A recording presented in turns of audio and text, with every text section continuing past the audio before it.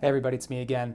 Today I wanted to make a follow-up video to the video I made last week about reasons why you should heal in World of Warcraft.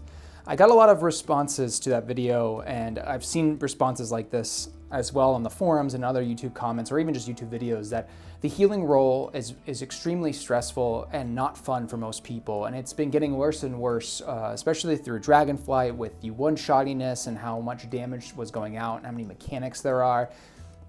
And that's kind of led into the War Within as well. It really does seem like the sentiment in the healing community is that this isn't fun, it's overwhelming, and you feel helpless and keeping your party alive.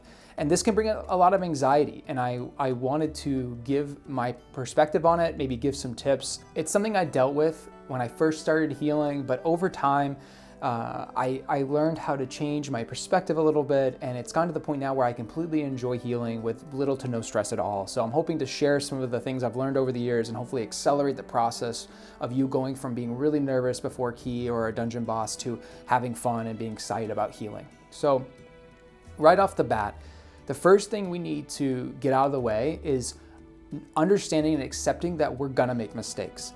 We are gonna mess up our rotation. You or someone else in the dungeon or in the raid will die because of it, and that is okay. It's a video game. Nothing, you're not gonna go bankrupt in real life.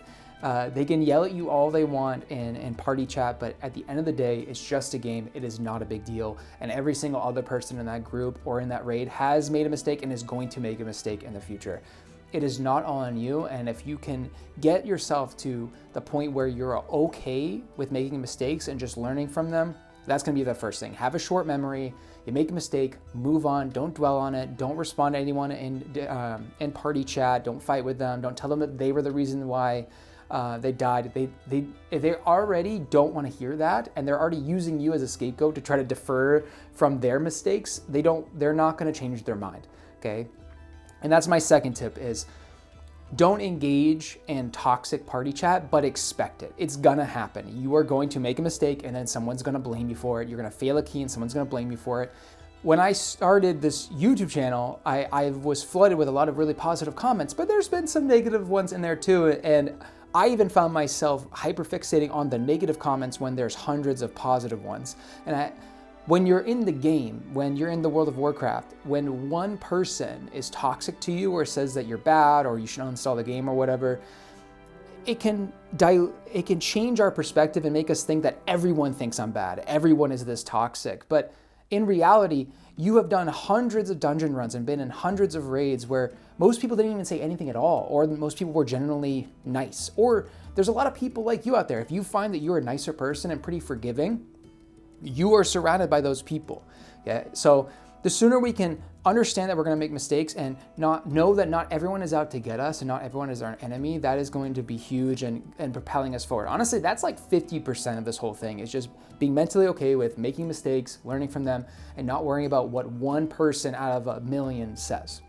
And I also think too, before I move on, this second tip, the don't worry about getting flamed in party chat, I think brings me back to a saying I heard that really resonated with me is, people that mind don't matter and the people that matter don't mind. If one person is flaming you in chat, you probably don't want to be playing with them or friends with them anyway, so who cares what they think? Just block them, ignore them, or just leave the group. Who cares what they say? The people that actually matter don't mind when you make a mistake and are willing to grow with you as you get better as a healer. So please keep that in mind. Next, once we've gotten the toxicity and the understanding that we will make mistakes, the next thing I want us to focus on is having a long-term mindset. We are not going to be good at healing immediately. We're not going to be good at anything immediately, but healing especially just takes a long time. And if I would have quit when the first person told me I was bad 5 years ago, I wouldn't be at the point now where I can heal dungeons confidently and have a lot of fun doing it. So I know it's hard to think long-term in the future, but even just thinking from this season to next season, that I'm probably not gonna be good this season. That's okay. I'm just gonna take the next couple months to learn my class, learn the dungeons, learn how to heal, and know that the work I put in now is gonna pay off in the future, and that yes, I might be anxious, yes, I might be getting flamed right now, but that doesn't matter, because long term, you're gonna be a better healer for it, and you're gonna have a lot more fun. Just know that if you're having a rough time, you have a bad season or bad couple dungeon runs, bad couple pug runs, just try to learn from those runs and know that in the long term, it's gonna be better. My next tip is to stop worrying about timing keys and your Raider IO score. This kind of piggybacks off of the last tip, which is having a long-term mindset. If you are solely worried about the numbers, about your Raider IO score or your item level, or every key needs to be timed, you're setting yourself up to fail. The only way you're gonna learn is by not timing keys, by making mistakes. And if every time you don't time a key or every time you do a dungeon that doesn't give you Raider IO score and that negatively affects your mental state, it's gonna make this long journey really more difficult and likely to fail. I equate this to raiding. When you're progression raiding, let's say you're at the last boss of Heroic, you're not gonna one-shot Queen Ansarek unless you're in a guild that's insane, right? You're probably gonna have to learn, make mistakes. Other people are gonna make mistakes. You have to be patient and over time get the reps in so you never eventually can kill the boss. It's no different in dungeon keys. When you sign up for a dungeon key and you do it, it is not a guaranteed success. And it's okay if we have a long-term mindset to understand that if I'm doing this 10 stone vault right now, and I don't time it, it just means that I now have experience and repetition for a 10 stone vault in the future to be successful. So long-term mindset, and then be okay with not only failing personally, but also being in groups that maybe won't time every key because we know we're in this for the long haul. I'm not super worried about my score right now. I'm worried about practicing, getting reps in, and knowing that in the future, all of this work I've put in will help me time the keys that I want to time. My next tip for you is to stick with one class. It can be really tempting to be meta chasing all the time and bottom re-rolling to one class to the next, but with the healing role, there is a lot more flexibility in what healer you play.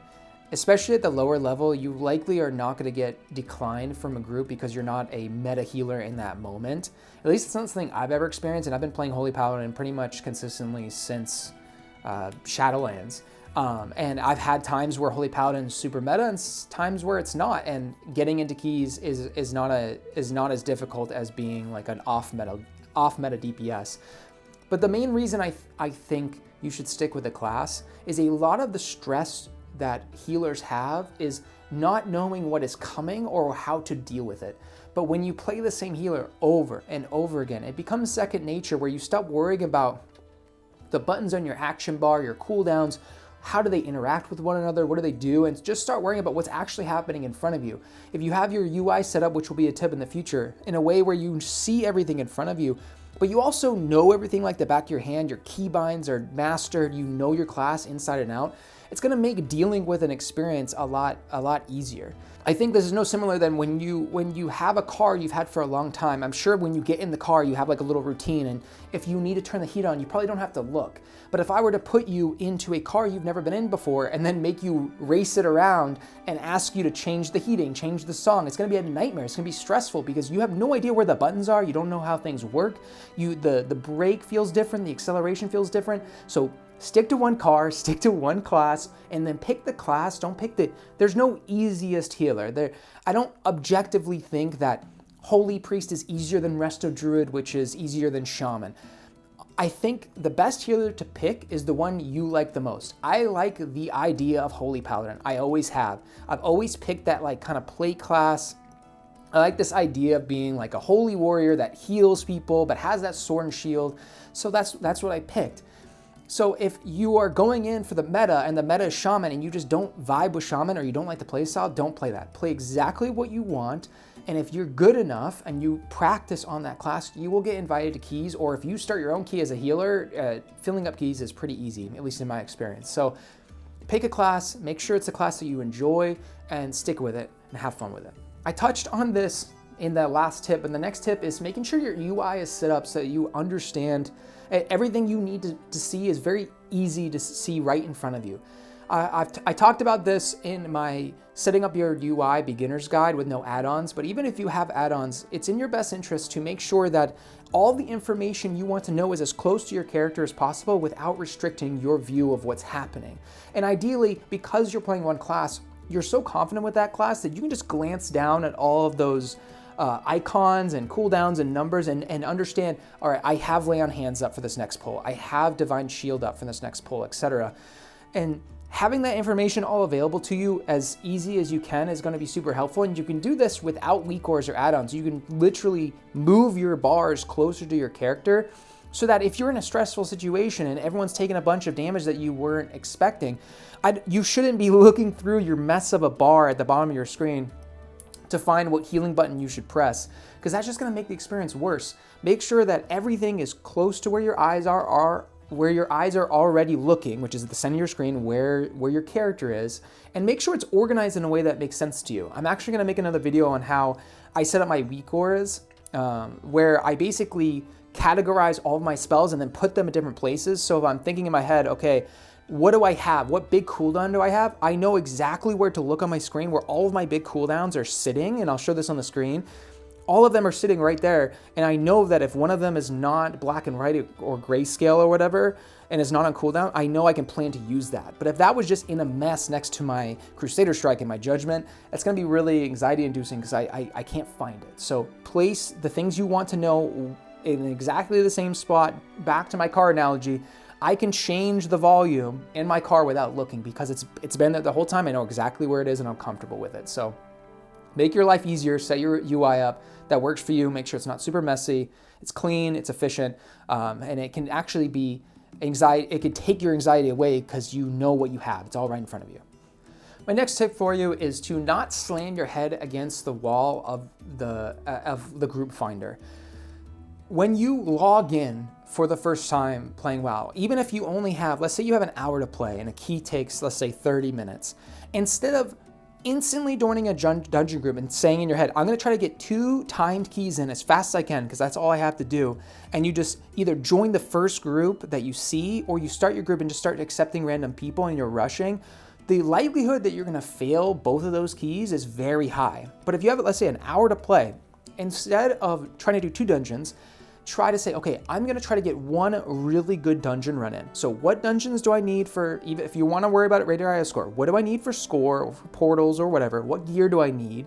Or what dungeon do I wanna practice tonight?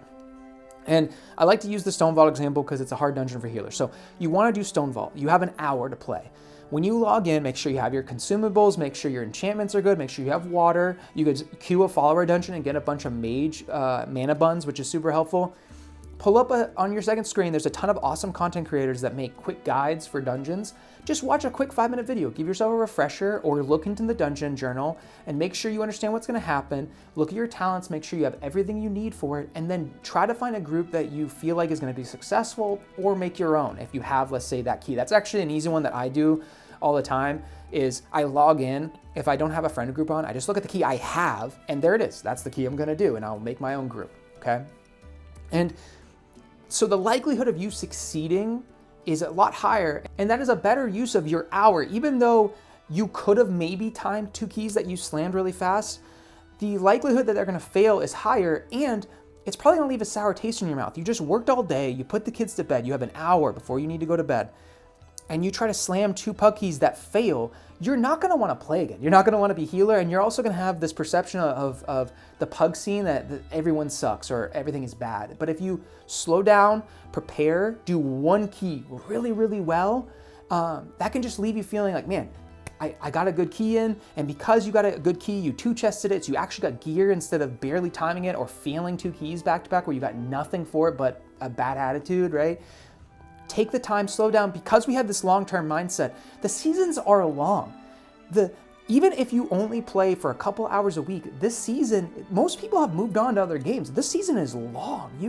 If you just focused on doing 1 or 2 good dungeons every time you logged in, by the end of the season, you've gotten probably a good amount of dungeons in anyway. So slow things down a little bit. Don't slam your head against the LFG wall. On top of that, my next tip is don't set yourself up to fail by doing keys you're not ready for.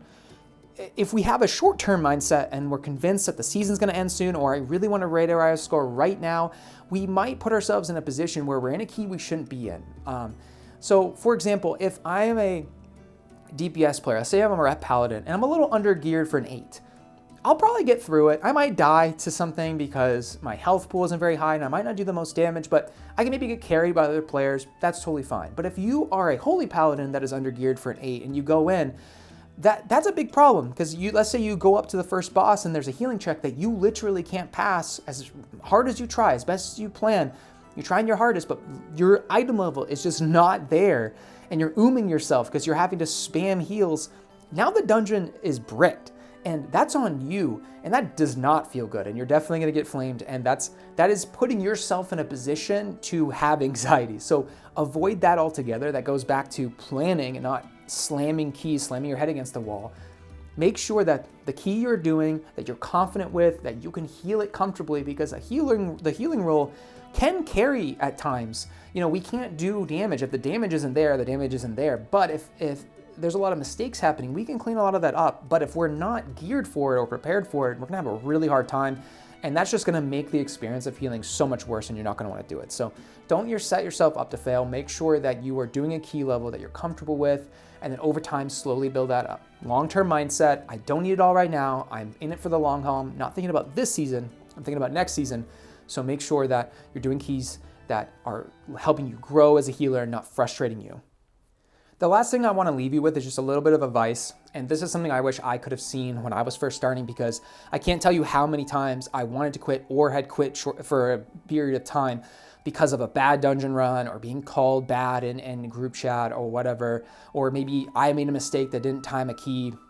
The biggest thing I want you to walk away with is that, number one, it's just a game. There's nothing on the line. There's no stakes. There's no money at stake. A meteor isn't going to come into your room if you fail. Like, that's not going to happen, right? So I'm hoping that this video, if you have a bad run, come back to this video, rewatch this thing, understand that it's okay to make mistakes. It's just a game. That one person is likely just hiding their mistakes and putting it on you, so don't care what they say. And make sure that you're setting yourself up to have a good time. Do you understand your class? Are you re-rolling all the time? Are you geared enough for this? Do you actually understand what the dungeon is doing and what your abilities do? A lot of this is in your hands, and you don't have to feel this way. This could be really fun, and I promise you, you can get to the point where you log in and want to heal, and the healing roll is super fulfilling and super fun. So stick with it. Don't get super discouraged. I hope this helped, guys, and I'll see you next time.